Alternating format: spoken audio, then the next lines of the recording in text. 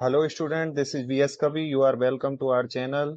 आज हम chapter number second का एनसीईआरटी इन टेक्स्ट जो क्वेश्चन है उनका सॉल्यूशन करेंगे। पेज नंबर 18 का फर्स्ट क्वेश्चन है, you have been provided with three test tubes, one of them contains distilled water and the other two contains an acidic solution and basic solution respectively. If you are given only red litmus paper, how will you identify the contents of each test tube? यानी कि हमें three test tube दी गई हैं, A B and C.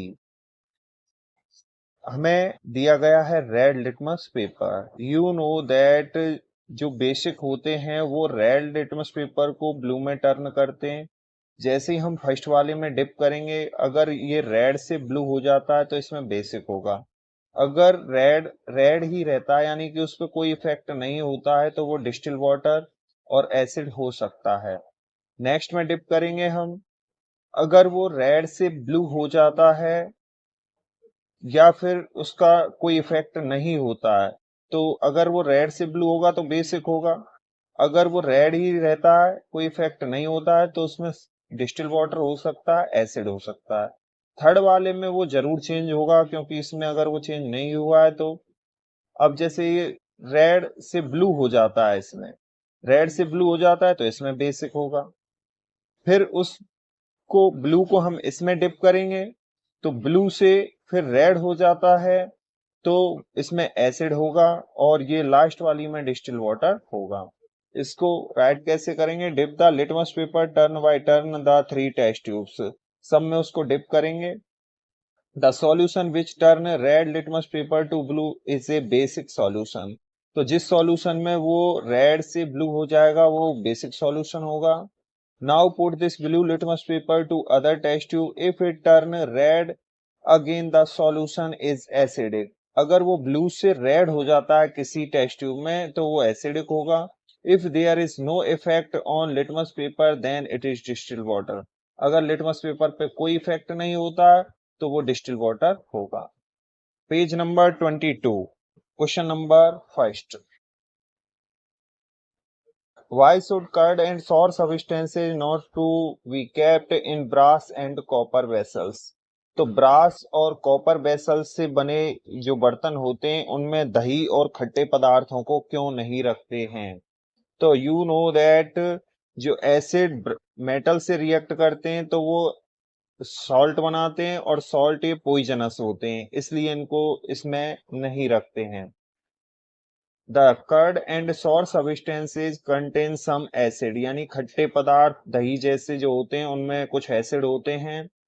Copper and brass being alloy of चेडेन and copper, यानी zinc और copper से बनी ये मिश्र धातु होती है ब्रास।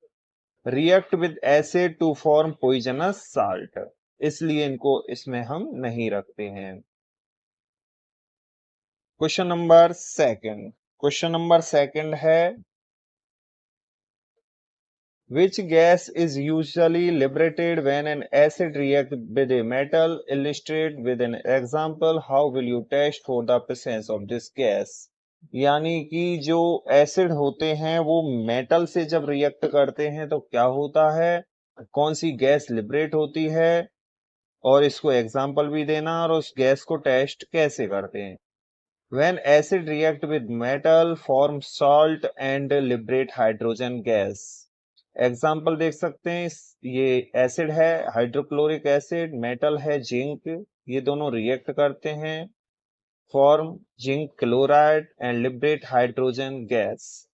ये एग्जाम्पल हो गया। इसको टेस्ट कैसे करना है? बर्निंग कैंडल जब हम इसके पास में लेके जाते हैं तो इट्स वर्न इन पॉप साउंड, तो पॉप साउंड में जलती है, इससे हमें पता लग जाता है ये हाइड्रोजन गैस है।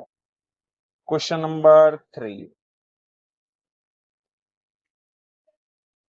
Metal compound A react with dilute hydrochloric acid to produce evanescence. The gas involve extinguishers a burning candles.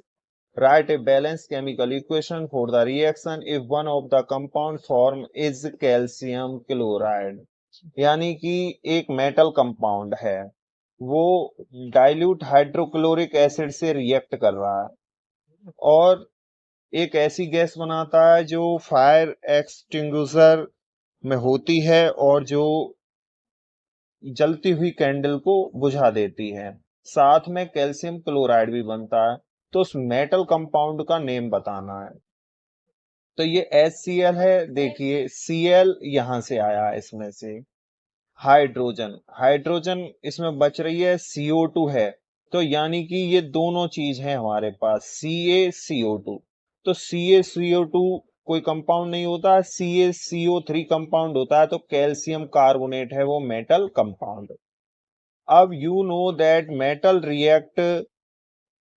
Metal carbonate sorry acid react with metal carbonate. तो एसिड जो होते हैं जब वो मेटल कार्बोनेट से react करते हैं तो एक तो साल्ट बनता है, CO2 गैस लिबरेट होती है और हाइड्रोजन और वाटर बनता है।